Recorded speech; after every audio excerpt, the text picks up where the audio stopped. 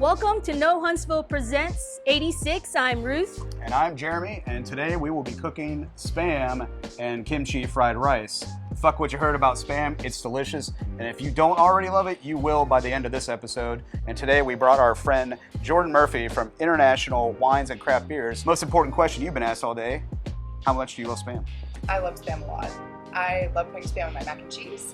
I love frying it in a pan for sandwiches. I am not above Spam by any means. Spam is your best friend. It's a faithful friend. It's true. And today we're gonna cook it. Today's dish will feature a cornucopia of foreign and not so foreign ingredients. Kimchi, gluten-free soy sauce, toasted sesame seeds, fried crispy shrimpies, fried garlic, Spam, sesame oil, sweet rice wine, fish sauce, Thai chili sauce, a fermented Fresno chili sauce, and a special Korean hot chicken ramen sauce. All very delicious. So to start this dish, we're gonna light this wok. Let it get hot. The first thing that we're gonna do are cook eggs to scramble and add a little bit of fish sauce to those. And then while I'm doing that, you're gonna be cutting onions, and we've got some ginger set up to go. We gotta get this hot enough to where it doesn't stick. What kind of oil are you using today? Using a blend of canola and olive oil. I know in Chinese kitchens they add a lot of sesame oil in the end so that it doesn't burn in the beginning. The idea is to cook these eggs and then separate them out, soft scrambled, like a French egg. And then we're gonna add fish sauce to bump up the flavor. It's gonna make the whole dish come together in the end. It's good too, and usually make it, but we bought this at the market yesterday together. Basically, my rule of thumb is if you can't make something better, like kimchi, I can't make it better than somebody that grew up making it, so I'm gonna find it. And also, when you tell her that you're making kimchi when you go to that store, she gets kind of pissed off if you don't buy the right stuff, which I like about her because she's not afraid to tell you, yeah. Right. So we're gonna soft scramble these, and they're gonna carry over and keep cooking a little bit. See, after the egg, ginger and onions, right? Yep, and if you wanna go ahead and start cutting up that Spam too. So funny thing about this is, the main reason I wanted to do this dish is A, we'll be doing it at Phat Sammy's. Jeremy, come check this out. Do you think this is good? Chunky boys. We wanted to create this restaurant that had like a cool backstory with this wacky, kind of aging hipster. So we'll see a rendition of this in your menu. Yeah. This started out as something that was really fun to make drunk, and then became one of those things where I felt like I had to add 20,000 ingredients to it to make it almost fine dining-esque. So when you get that Spam, we'll go ahead and add that to the pan with the garlic and the ginger. Can you make all of this when you're drunk? Not with all the accoutrement that we're gonna add to it, but yeah, for sure. Because like if you're ever cooking rice at home, like people cook rice all the time, but if you cook extra, then you've got this to make fried rice, and everybody's always got eggs. Probably don't have Spam. Hopefully you do after this. Spam? Yeah, hit it up. All right. And then we'll throw those onions in there. Good thing about Spam, and I don't know if it's because of all the preservatives, but it browns up really nice and gets crispy.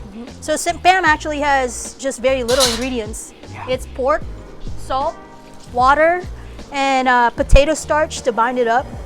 And then just a little bit of sodium nitrite, which is the same thing that we use for bacon. And it's gluten-free for those of you that worry about preserved products that have wheat in them.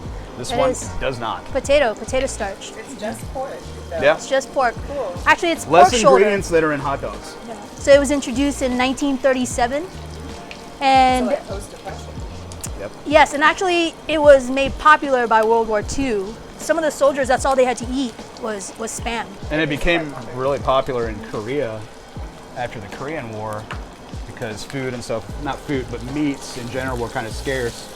And it's adapted its own popularity there. So it's like a delicacy in some Yeah, places? right? And weren't you talking about that earlier? As Christmas presents being, I mean, even in the Philippines, right? That's a huge thing, Spam. I mean, when I was growing up, anything American, that was really something to crave. Spam was ubiquitously American, and we would actually have it for Christmas. We would eat it. We would make so much better than ours. We would make it with canned pineapple. Yeah. You want to go ahead and chop up some of this kimchi. So this kimchi is really funky and really good. Her name, what'd you say her name was? Song. Song. Like sing a song. That's how she told me, yeah. And her kimchi is her life song. It's actually her grandma's. Is it her grandma's? It is her grandma. Yes. What's in this kimchi? This kimchi consists of Napa cabbage, salted shrimps. They use these to add salt. It's a whole piece of cabbage. This is amazing. All of chili flakes, fish sauce, which we added to the eggs to help kind of add with the fermentation and the funkiness.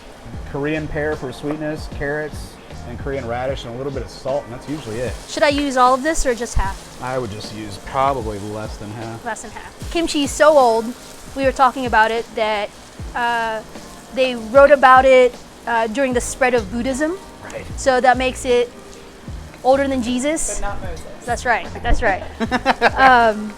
And then you have Spam, and we were talking about how that was introduced in 1937 by the Americans. So it really is ancient food combined with modern food to make drunk food, right? Yeah, essentially, that's exactly what we're doing.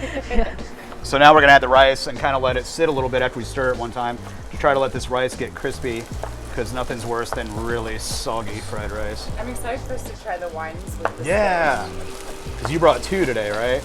I did. I brought 2 different ones. And I brought them on purpose, and I handpicked them with Christian Dennis from Domaine South. Right. For now, while we're cooking and while we're getting acquainted, we are drinking a Pinot Blanc from Marcel Hug. Which is really good. This is from Alsace, France, right on the German border. Really cool grape. It's medium body. It's not sweet. It goes well with brunch, just like it does on its own, just like it does with spicy.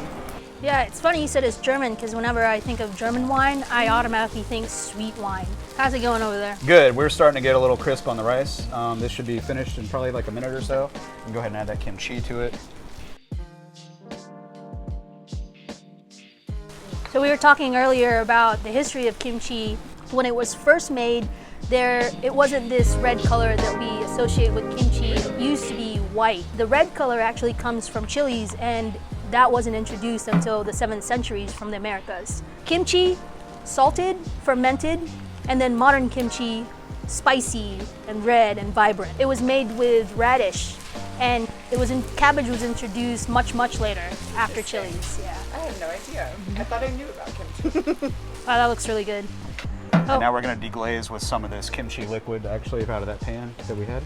This is more like Chinese food, I think, that style of cooking. And then we're going to add all these other like seeds and fried garlic and shrimp. When we serve something like this at Phat Sammy's, all the food we're doing there will be kind of like hybridization. But it's just, I think, contemporary American cuisine, I think, now, because so many people have traveled and eaten and tried so many different things. This is done. We're going to sit it down. Wow, that's quick. We're going to go ahead and plate it up, and we're going to garnish it.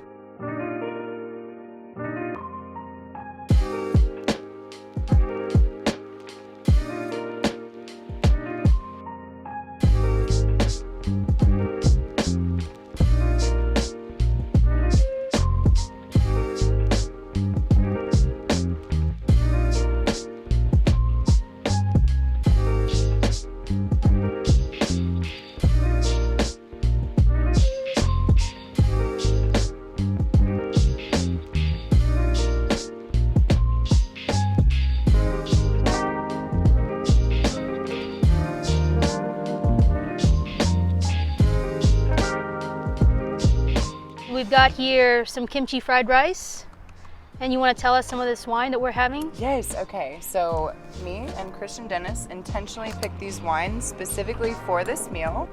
So this is a really special wine that I'm so excited we're having with this meal, because honestly, it's like the perfect pairing. Nice. Kind of like us together here for our first meal together. Anyways, this is super cool, lightly effervescent rosé. It's from the Basque region in northern Spain. It's made from 2 super cool indigenous grapes to this area. Cheers. Salud. Salud.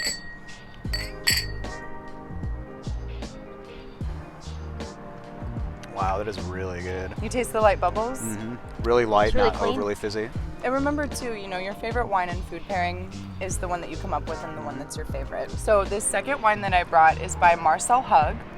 This is a really beautiful Pinot Blanc. It's 100%. This one has 2 different grapes. This one had just one, which is kind of rare actually to have 100% varietal in a bottle of wine. It's actually pretty special. But it goes really well with brunch, goes really well with charcuterie and hamburgers, as well as Korean-inspired Spam dishes. So, first of all, thank you for having us at the camp again. Yeah. Thank you, Jordan, for coming and pairing wines that we've never had with grapes we've never even heard of. Amazing, perfect. It was very nice to do this episode, so thank you again. This is No Huntsville Presents 86th, and we will see you next time. Salud. Salud!